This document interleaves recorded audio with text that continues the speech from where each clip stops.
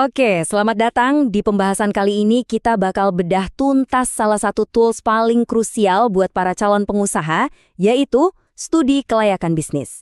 Yuk kita cari tahu bareng-bareng, kenapa sih analisis yang satu ini bisa jadi penentu hidup matinya sebuah bisnis? Anda punya ide bisnis yang kayaknya brilian banget, mungkin di kepala Anda, wah ini udah pasti sukses nih.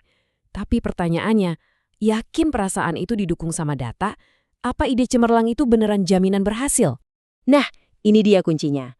Pemenang di dunia bisnis itu biasanya adalah mereka yang berani nanya pertanyaan-pertanyaan sulit justru sebelum mereka menumpahkan waktu, energi, dan tentu saja modal mereka. Yuk, kita mulai dulu dari kenyataan pahit yang sering dihadapi usaha-usaha baru.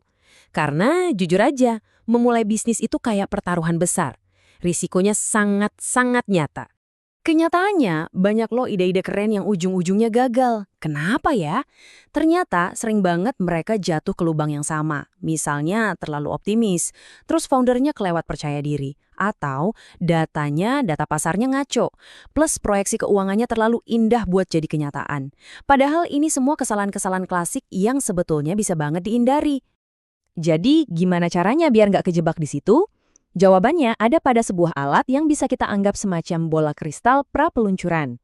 Kenalan yuk sama studi kelayakan bisnis. Anggap aja ini semacam reality check paling pamungkas buat ide Anda. Sebuah proses super penting untuk mastiin Anda ngelihat gambaran yang utuh dan jujur sebelum nekat terjun bebas.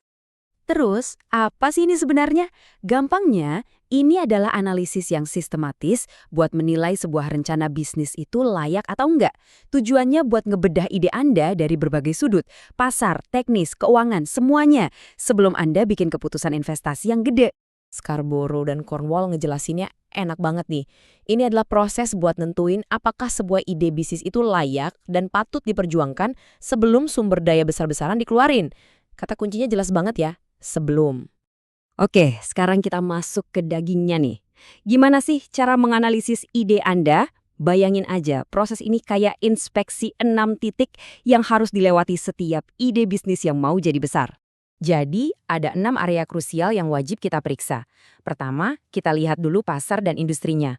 Beres dari situ, kita pindah ke bagian teknis dan operasional. Lanjut, kita bedah tim manajemen dan organisasinya.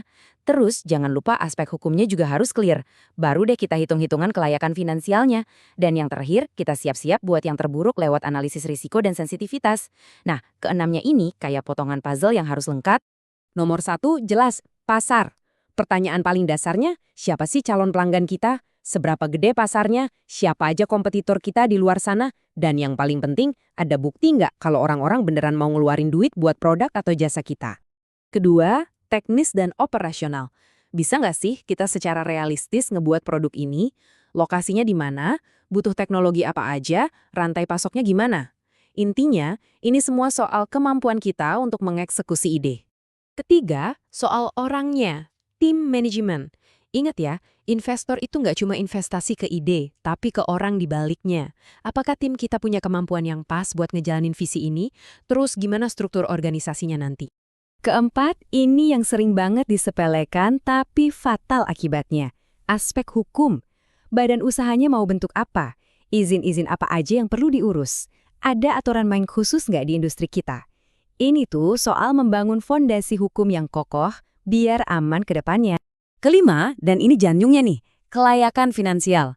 Berapa duit yang kita butuhin di awal, gimana proyeksi untung ruginya, kapan kira-kira kita bisa balik modal atau break even point. Di sini, angka-angka nggak boleh bohong. Dan yang terakhir, kita harus coba jadi orang pesimis sejenak. Apa aja sih skenario terburuk yang bisa terjadi? Dan kalau itu terjadi, separah apa dampaknya? Di sini kita bikin berbagai skenario. Misalnya, gimana kalau penjualan cuma separuh dari target? Ini penting banget biar kita siap mental dan strategi. Sering banget orang bingung. Loh, ini bedanya apa sama bisnis plan atau rencana bisnis? Nah, ini pertanyaan bagus dan penting banget buat kita tahu bedanya. Yuk kita lihat. Tunggu. Jangan-jangan ini sama aja kayak bisnis plan?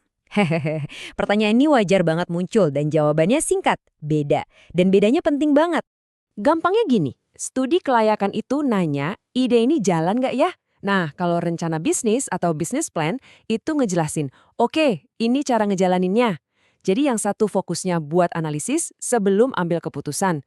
Satunya lagi jadi panduan operasional setelah keputusannya dibuat. Beda kan?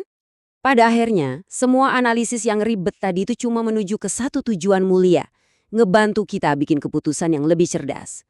Sebuah keputusan final, lanjut atau berhenti, go or no go. Alurnya jadi sederhana kan? Kita mulai dari ide, terus kita bedah satu-satu. Pasarnya, teknisnya, organisasinya, keuangannya. Nah, semua hasil analisis itu nanti bakal ngebawa kita ke satu kesimpulan yang kuat berdasarkan data. Lanjutin atau ya udah cari ide lain? Jadi, apa sih untungnya kita repot-repot begini? Banyak banget. Jelas, ini nurunin resiko investasi. Kita jadi punya data, bukan cuma modal nekat. Terus, waktu ngobrol sama investor, kita jadi jauh lebih meyakinkan. Dan yang paling penting, ini ngebangun fondasi strategi yang kuat buat bisnis kita nanti. Nah, setelah kita bongkar semuanya, sekarang pertanyaannya kembali ke Anda. Ide brilian yang lagi Anda simpan itu, udah siap buat diuji sama kenyataan? Belum?